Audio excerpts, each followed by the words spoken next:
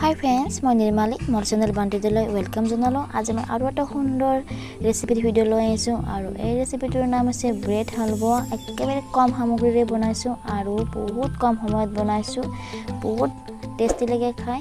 Friends please ভিডিওটো আৰম্ভ কৰাৰ আগতে ভিডিওটো এটা লাইক কৰিব আৰু চেনেলটো প্লিজ সাবস্ক্ৰাইব কৰিব। তেতিয়ালে আহক দেৰি নকৰি ভিডিওটো আৰম্ভ কৰো।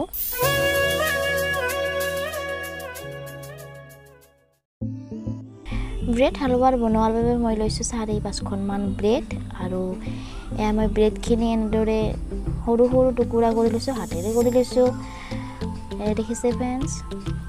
আৰু ফ্ৰেন্ডস কেতিয়াবা এনেদৰে ৰাতিপুৱা সময় নাথাকিলে এনেদৰে ব্ৰেড হালৱা বনাই খাব পাৰি একেবাৰে কম সময়ৰ ভিতৰতে। এতিয়া কেৰাহীটো গৰম হৈছে আৰু ইয়াত মই ৰাইচ ব্ৰেন অইল দিছো 4-5 চামুচ মান। আৰু ফ্ৰেন্ডস তেলৰ জায়গাত ঘিও দিব পাৰে। মই তেল দিলো। এতিয়া মই ব্ৰেড খিনি ভাজিব দিম অলপ গোল্ডেন কালাৰ হোৱালৈকে। দেখিছে ফ্ৰেন্ডস গোল্ডেন কালাৰ হৈছে আমাৰ ব্ৰেড খিনি। ৰুটিখিনি গোল্ডেন কালাৰ হৈছে। এতিয়া ইয়াত মই হাফ লিটাৰ গাখীৰ দিম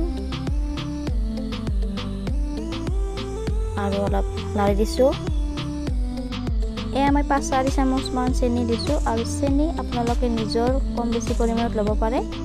আৰু দিম 10-12টা মান মই কিচমিচ, ইয়াত যিকোনো ড্ৰাই ফ্ৰুটছ দিব পাৰে।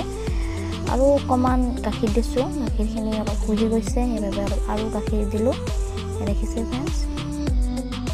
মই ক্ৰীম দিম, ক্ৰীম অপচনেবল হয়, যদি থাকে তেতিয়া দিব পাৰে। মই 2 চামুচ ক্ৰীম দিছো। এতিয়া ভালদৰে লাৰি দিম। আমাৰ হালৱা ৰেডি হৈছে খাবৰ বাবে।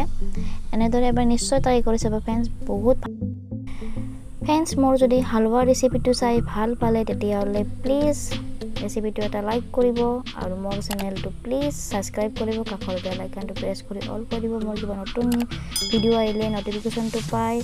আৰু আজিৰ ভিডিওটো এইখিনিতে সামৰণি মাৰিলো আৰু এটা নতুন ভিডিওত লগ পোৱাৰ আশাৰে আজিলৈ বাই বাই।